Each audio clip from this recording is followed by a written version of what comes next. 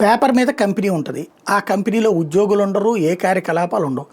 కానీ దాంట్లోకి క్యాష్ వస్తుంది. ఆ క్యాష్ని ఆ కంపెనీ పేరుతో బ్యాంకులో డిపాజిట్ చేస్తారు. ఆ డిపాజిట్ చేసిన సొమ్ముల్ని వేరే సంస్థలకు మళ్ళిస్తారు. ఆ సంస్థ నుంచి వేరే ద్వారా తీసుకువెళ్ళి వేరే వాళ్ళకి అప్పచెప్తారు.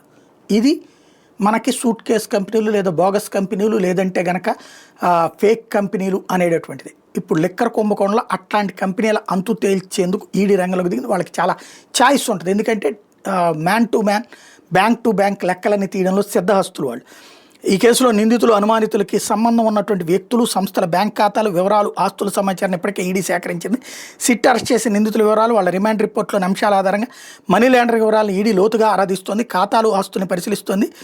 వైసీపీకి సంబంధించినటువంటిది వైసీపీని ముఠా అని డైరెక్ట్గా రాస్తున్నారు. ఇదివరకు తెలుగుదేశాన్ని అట్లా రాయలేదు సాక్షి. ఇప్పుడు వీళ్ళు ఏకంగా దిగజారిపోయిన జర్నలిజంలో రాస్తున్నారు. కాబట్టి వైకాపా ముఠాకు ముడుపులు చెల్లించిన డిస్టిలరీలు, సరఫరా కంపెనీల యాజమాన్యాలను ఈడీ ఇటీవల ప్రశ్నించింది.